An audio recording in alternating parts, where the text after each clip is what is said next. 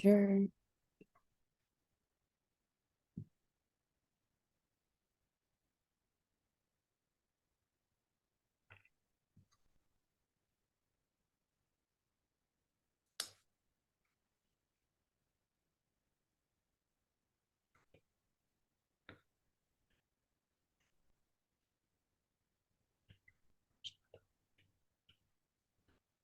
Um, was there any part of what we read that you guys connected to the most out of our other sources? Out of the other sources, um, honestly, like, what do you mean? So, like, I believe I talked about one of the other documents, um, like the one we did about philosophy or the philosophy table. Oh, yes, yes, yes. Um, and then I believe Myra made the connection to the Greg Deals video. Yeah. Do you want Oh, to, I guess, explain a little bit more about that, Myra? But my question or Yeah, I guess the question, I mean, I'm not exactly sure how this is supposed to go. We're supposed to answer each other's questions. yeah, I think we just ask it and then yeah. Okay. Um, who so wants do to you ask want to go first? first? Do you want to ask your question first then? Okay, I'll ask mine. Do you want me to say all three of them? Because I know you guys have the option to pick one. Or how should Oh, we do we it? can we pick one. You could pick out of our three questions, you guys can pick one or two to answer. I'm pretty Mm. sure that's how it goes, but I don't know. Um, Let me double check her rules. yeah, yeah.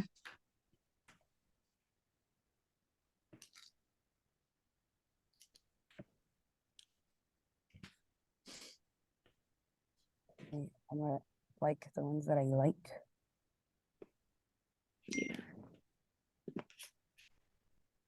It's the alien information.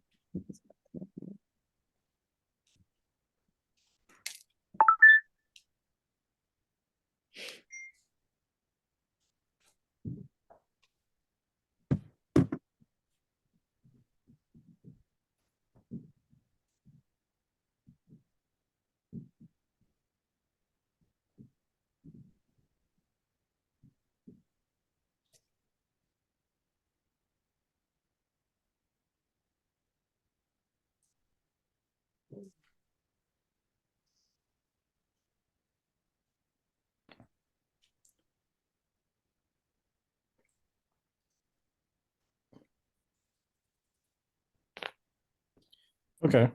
Yeah, so we're answering each other's questions, but like we're also allowed to have our own kind of free flowing conversation. Okay. Um,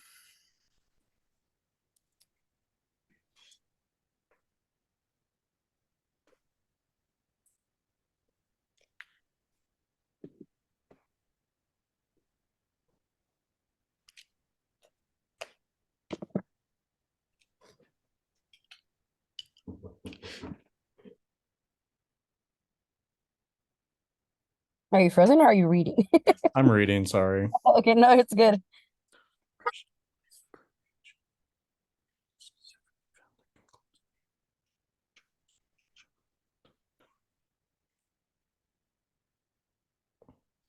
I guess that's an interesting one. So, how did the Christians' belief of creation being a specific event that includes the alienation of nature and its relationship with humans affect the well-being and advancement of the world? Well, I mean, it talks a lot about how, like, as society started progressing, there was a lot more destruction of nature.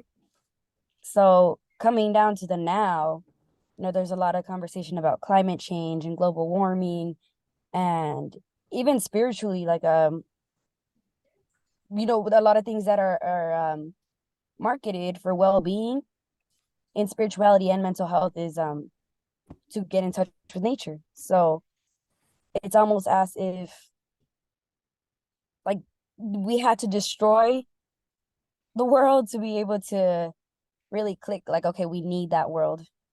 We need the to be in touch with nature. We need to know to be one with the world around us and not us and the world. I think that the Christians' belief of creation affected the well-being and advancement of the world, not not so justly in terms of Native American history and philosophy. Um, I think that it's alienation of nature and viewing nature as this object that is to be controlled and commanded is counterintuitive to what Native Americans believe, where Christians believe that they can own nature and they are the masters of nature and nature must do what the human wants it to do, the Christian Euro-Western wants it to do.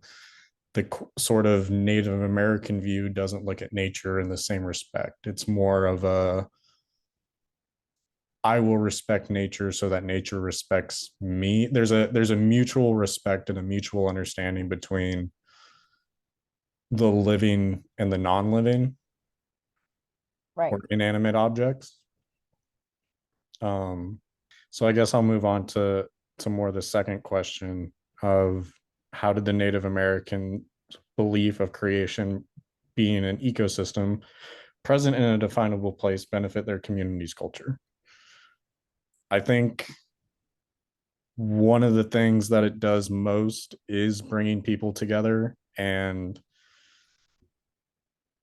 not having this I versus me mentality, which is talked about in one of the other readings.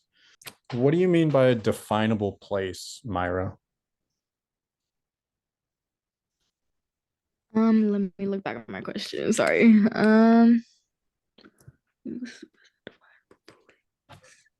I know in the chapter that's like exactly how they stated it, but I think let me see. Christianity has traditionally appeared to place its major emphasis on creation as a specific event, while the Indian tribal religion could be said to consider creation as an ecosystem present in a definable place. Is that what you were referring to? Yeah, that part of the chapter, yeah. Yeah. What page is that on? That would be on page 77. So it's I guess. asking, Go ahead. I said it's basically asking.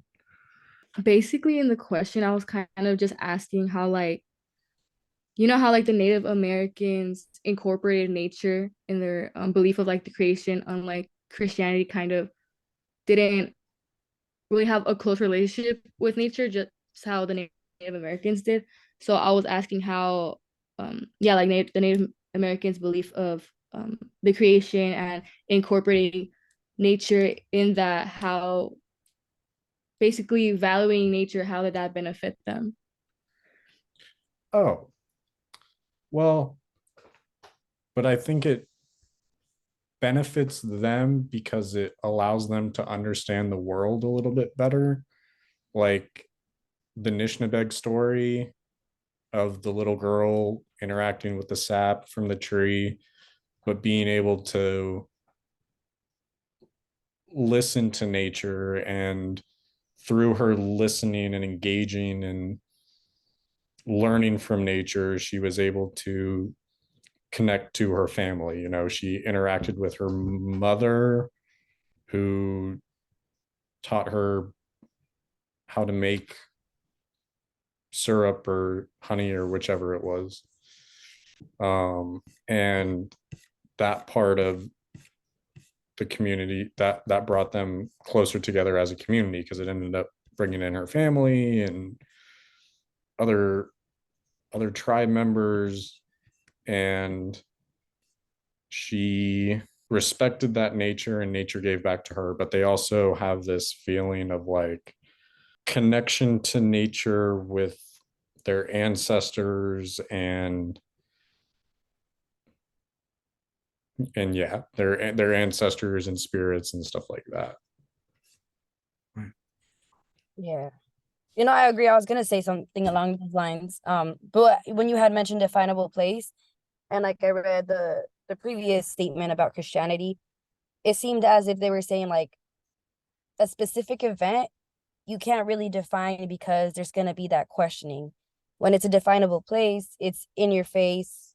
You see what's going on in front of you. Like it's almost like life itself. It's proof enough that like it's going on. So in that same way, like it helped build that community that you're talking about. Like it helped bring them together because it wasn't just one person telling a story. It's like, okay, we're all experiencing this. Like this person experienced it. Like, let me go join you again with the whole maple sap story.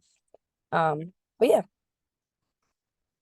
that's what I was getting from it. Like that's how I contributed. Yeah, the maple trees to get syrup. But let's see if I can find.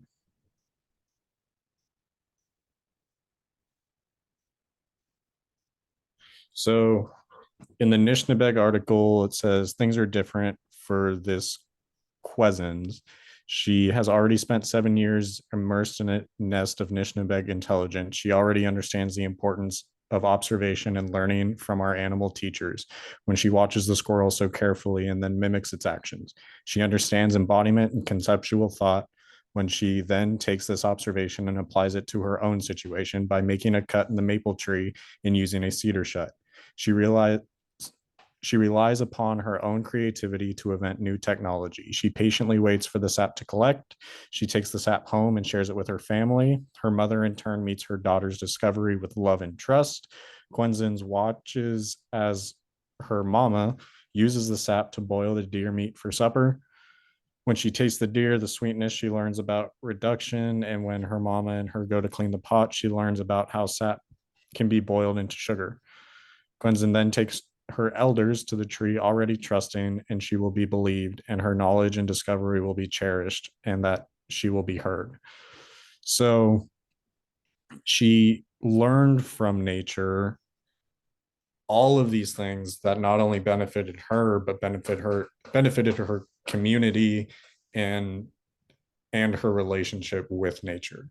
You posed an interesting question when you asked the one about how Indian philosophy has made an impact on American culture today. Okay.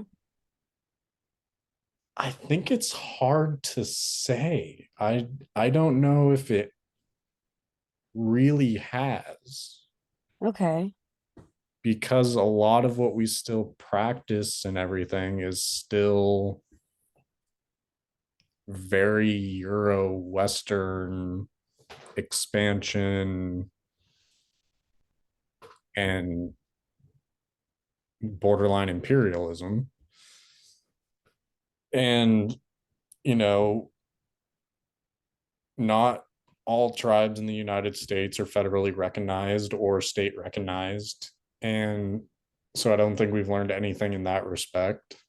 And I don't see the same respect for people's or for people and nature and the native way of thinking. It's still very selfish and this whole me I mentality versus the we us, and I just don't see that in the United States. Yeah. It's actually interesting you mentioned like the we and the I because like towards the end of the chapter, it talks about individuality. And I was like, oh, like, isn't that what Euro Western like culture is? Like me, I, just myself. Mm-hmm. But in that part of the chapter, it talks about the emphasis on discovering who you are as an individual. Like, what would you say is the difference between that? um it's not the rejection of being able to find yourself as an individual. It's more on a community level. So like instead of the I me, it's not how can I gain from this to benefit me. It's what can I gain from this to benefit us. Gotcha. Yeah. Yeah, now thinking about it, I had like I kind of struggled thinking about this as well. I was really trying to find a way that, although as much, um, like there has been an increase in how Native American philosophy is being taught, much more than before. But even then, I feel like American culture today still hasn't necessarily grown from it as much as we advocate for it. I still see no change. And if there is, I feel like it's very limited. And if anything, I feel like since the improvement of emphasizing Indian philosophy in our like education systems, I still think it only, at least for me, it just, of course it's like educating students and um how do I say it? How do I word this? I feel like it's only like, how do I say this? I don't know how to word it, but it's I say like, only in sorry, school. sorry, what? Now it's just like from following from what you were saying, like I was just asking like were you gonna say it's only in school where native philosophy is presented or where it's important? Yeah, in a way, it's like that's the only place it's being emphasized. But other than the classroom, I feel like still Native Americans are not being recognized in a way.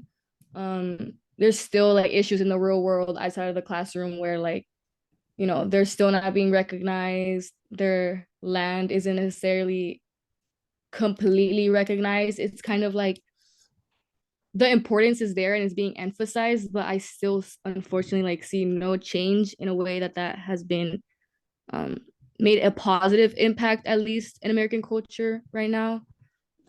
But yeah, I feel like there's not really much I can say on that. Well, what would you guys feel it would be like to say that there is change? Because I feel like success can be defined depending on the situation. But I agree with you, like it's only in school that it's very much emphasized and not elsewhere. But like what would it mean to have a success story to really have an impact change on the way Americans like go about their life? Uh, ooh, that is a loaded question. Yeah, it really Uh, is. Like, like what would their first step be?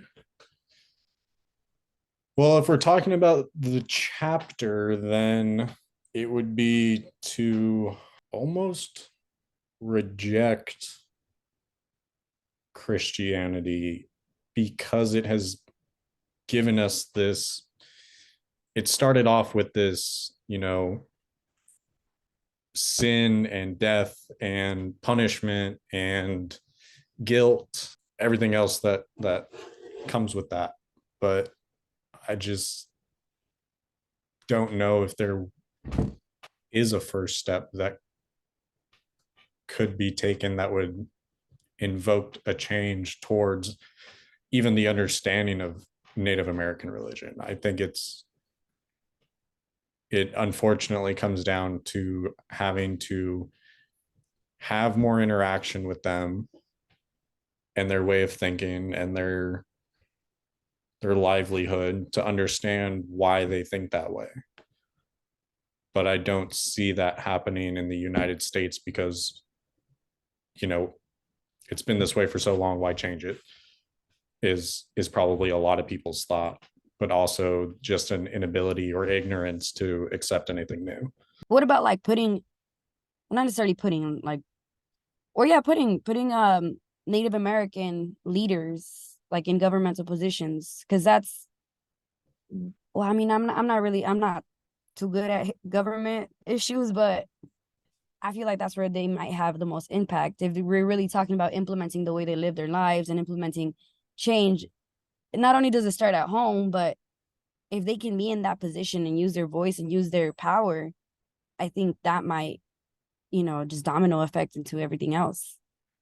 But like you said, the whole thing about like why change it, it's been that way for a long time. Yeah, it's a horrible excuse for anything, but It's it's a sad reality too. almost like you have to destroy what's current in order to like reconstruct something. Yeah, tear down to rebuild. Yeah. Yeah. So this one's kind of a softball. Or we talked already about the significance of the Genesis story. I don't know if you guys remember that from Yeah. last night. Yes. Why don't you think that there is one in Native American religion? Hmm. Like there's creation stories, but not in the same aspect of um man is born of God in the image of God in, and then it follows up with all that guilt and all that sin that takes place right after their creation. Yeah. Why don't you think we have, or not we, but Native Americans have that same guilt and everything in one of their own creation stories? Well, I mean, they're honestly, it's not a softball. You didn't throw us a softball. This one's hard. Really? I'm like, Because I mean, their whole based on the creation stories that we've been exposed to, like it's almost like guilt doesn't cross their mind. It's like, okay, we're gonna focus on the positive, on like the blessings that we have here in life. But also like looking at it through like a psychological view and like psychologically and trauma, like it almost seems like it was, well, I don't know. Fuck, I don't know. Because like the colonial attitude seems like a trauma response from like being dictated by this king who was like forced religion onto them, and that's why they came this way. Mm-hmm. So I mean, maybe that's why, but I'm not saying that Native Americans didn't suffer trauma within their own communities. I think there's just a lot of factors that play into that, because if you live a life where someone's gonna shame you, where someone guilts you of things, you're gonna start believing that. But if you live a life where someone reinforces your exploration and your findings, you're gonna believe that, and you're gonna want to live that and keep passing it down. Mm-hmm. That's my take on it. I feel like maybe that's why there's not a story like that, because it just didn't cross their mind. I don't know if it's not that it didn't cross their mind, but I think it goes back to the whole timeline thing. Like they didn't have this timeline of birth. They had, there was nature and there was creator and there was nature, and all things within that nature are sacred. So they started off from this point of respecting nature. So like for them, they were raised and brought into this world of having nature as a relative almost, or something that you respect, versus this other story of creation that, like I said, and like you said, imposes guilt and imposes shame and introduces sin. Then it's like, why? Like, why view the world through that lens? But it's a choice. Yeah. It's really a choice. Yeah. It's and it has to be a conscious decision too. It can't be Yeah. something done in passing. What do you think, Myra? can you repeat the question again? Sorry. So basically, why don't you think that there is a creation story that is the same as the Genesis story in Native American religions? In the sense of guilt, right? Or Yeah, basically. I mean, that's what we're coming to the conclusion of, is that there's this overwhelming guilt that is implied with Christianity and their creation story. I mean, I agree with what you guys were saying in the sense that the Christians, at least, like, they did feel a big guilt and, in a sense, rejected nature after like one instance, and ever since then they kind of like gave up, not gave up, but yeah, rejected that aspect, and in a sense everything kind of fell down after that. Mm-hmm. And yeah, it didn't really benefit them in any way, unlike the Native Americans. They, since the beginning, respected and engaged with nature, and that really benefited them. And they didn't, unlike the Christians, they didn't have this sense of guilt and like pushback. Um, yeah, and I don't know how else to explain it, but That's an interesting point could be that, you know, they Native Americans, a lot of them ended up converting to Christianity or Catholicism, typically by force. Um, some did it willingly, like the Cherokee. They assimilated relatively smoothly upon force. But you still see them practicing their old tribal traditions and old tribal beliefs. Um, it's not like it's all just gone away. True. when you ask the question, would y'all conclude that Christianity, as explained in this chapter, would have led to the loss of individuality? Can you explain that a little bit?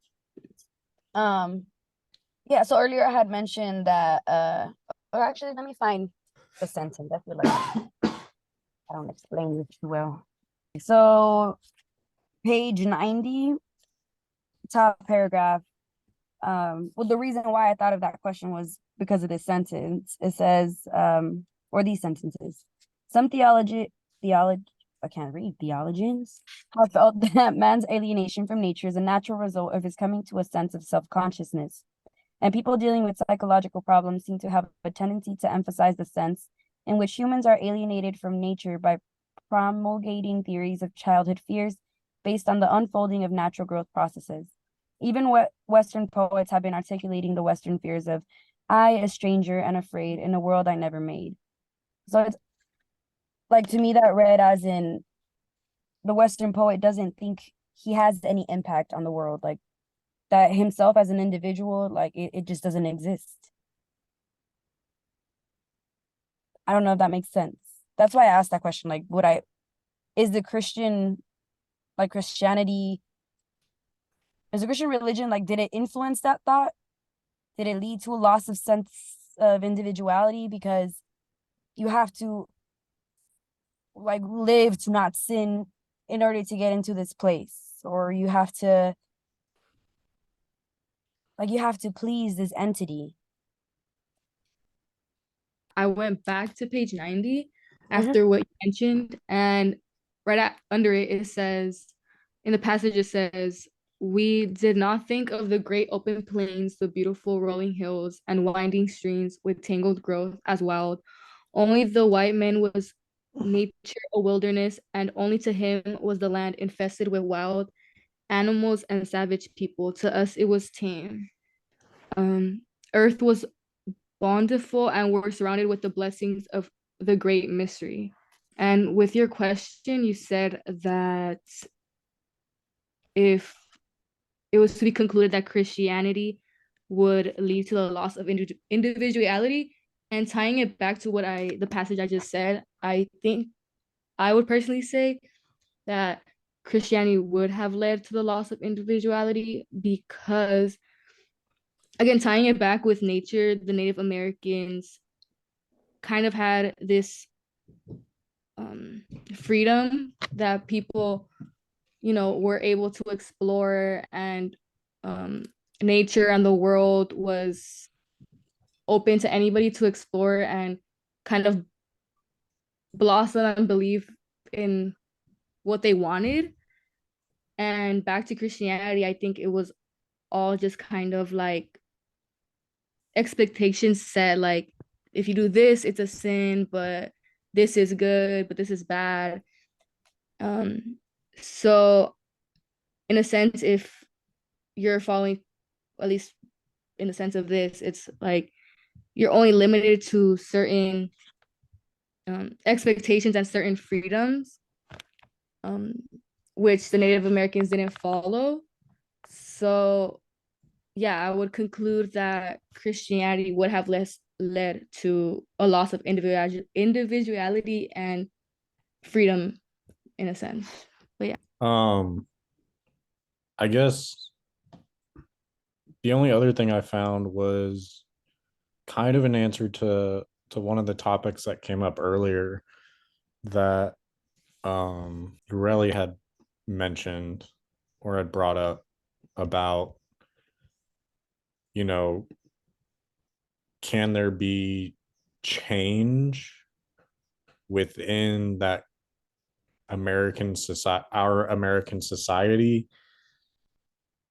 And, what would that first step be? Um, the chapter says, in some sense, part of the alienation of human beings from nature is caused by the action of humans against nature and not as the result of some obscure and corrupted relationship that came into being as a result of the human's inability to relate to the creator. And then it says, and this is more the answer to the question, it is doubtful if Western Christians can change their understanding of creation at this point in their existence. Their religion is firmly grounded in their escape from a fallen nature, and it is highly unlikely to suppose at this late date that they can find a reconciliation with nature while maintaining the remainder of their theological understanding of salvation. And that theological understanding of salvation would be, if I believe what they're referencing, would be like the resurrection. That makes sense. Yeah, honestly, I feel like that whole passage just answered my question. Yeah, I had to search for it a little bit, but I Yeah. did find that. But